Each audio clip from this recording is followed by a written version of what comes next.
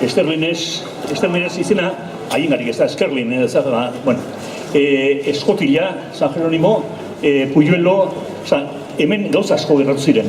Partizarra txikia zen, eta orduan zapakutzean gauza gertakari asko izan ziren. Hemen jasoko dugu Manuel Ángel Irarramendiren testigantza.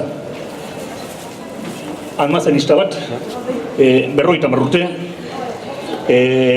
burgesa, beraz inungo berotasunik jarri ez zuena bere hizketan. Aurrera.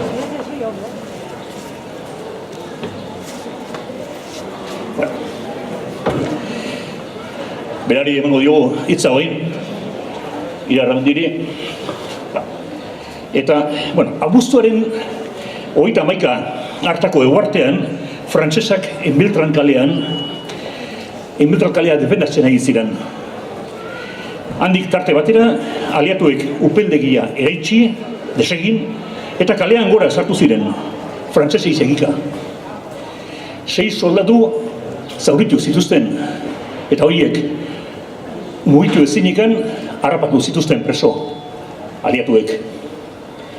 Militar aliatuek, horien atzetik segitu baino, nonbait nahiago izan zuten, Enbeltran kaletikan hasi eta kalez kale sakabanatu. Eta dendak eta etxeak eta dena txikitu egin zuten. Gure etxean, adibidez, hortxe bizi ginen, gure etxean 15 soldadu sartu ziren batera, eta ni hozkidaz, hozez, harrera egitera atera nintzaien, Frantzian uztarriaren askatzaile zirelakuan. Eta beraiengandik beste espero nuen. Baina ordun 2 fusil niri begira ikusten dituen. Militarrek diru bila bakarrik gatoz. Emaguk bestela hila iz esan zuten. Eta haietako batek saule zintzurrian jasle zidan. Etxian sartu ninduten, eta bertan altzariak zeudelako. Eta bisita hori, dana puskatu zuten, eta barruan zegoena dena eraman zuten. Bisita hori bugatutakoan, beste 11 soldadu osatu ziren etxean. Hauek, Kublata Zoka, Argaiz jaunaren kutxa lehertu, puskatu, eta bertan zilarrezko pieza batzuk zeuden, eta dena eraman zuten. Arropak ere eraman zizkiguten, eta beraz, iaia larru gorrian utzi gintuzten. Sargentu batek soldadoi esan ziren gurea etxea aberatsa zela, fatxadan eskudua armarria zeuelako, gurea aberatsa zela, eta beraz, zerbait izango genuela. Eta nero hori begira, zerri honek badu eskutuan zerbait, nun daukan esatez baldin badu, jata akabatu zazue. Soldatuak lepotik heldu zidaten, eta diruan nun zegoen, galdezka. Eta nik dirurik ez zegoela etxean.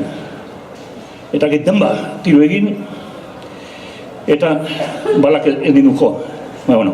Orduan, Frantziskan eskamea, ari heldu, eta zeuzkan 75 duruak kendu zizkioten, ostu zizkioten.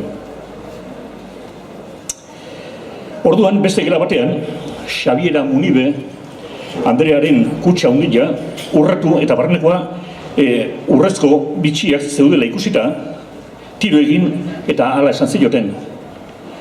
Ara, gauz asko meditu nik hemen, ez da? Oain, esaten ez badigun nun dauen baliozkoa, ez aiz bizirik atelako hemendik. Soldaduek fusilak lagata, baliozkoak harrapatzera joan ziren. Eta fusilak hortzeudela nik hanka egin nuen, korrika rapizaka. Eta larrainaga txokolata egilearen gana joan nintzen. Haren etxean sartu, eta atzetik, nire atzetik etorretako soldaduak Larrañagarekin izatu ziren, goretu ziren. Ari, 16 urrezko ontza, urrezko moneda, txampon, kendu, eta besterik ez duenez, tiro eginda akatu zuten, bota zuten antxe bertan. Antxe gertu nintzen, Larrañagaren etxean. Ilunabarrean etorri ziren neska batzuk, babes eskean.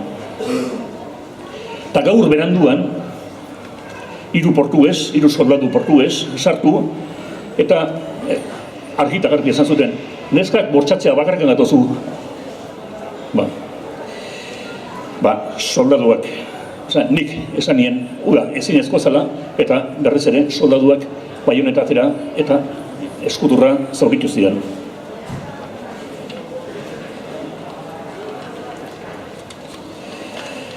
Goizeko 3:00 eskotilia, kantoi alderik emakumen oihu lazgarriak entzun dituen, baina sekulakoak.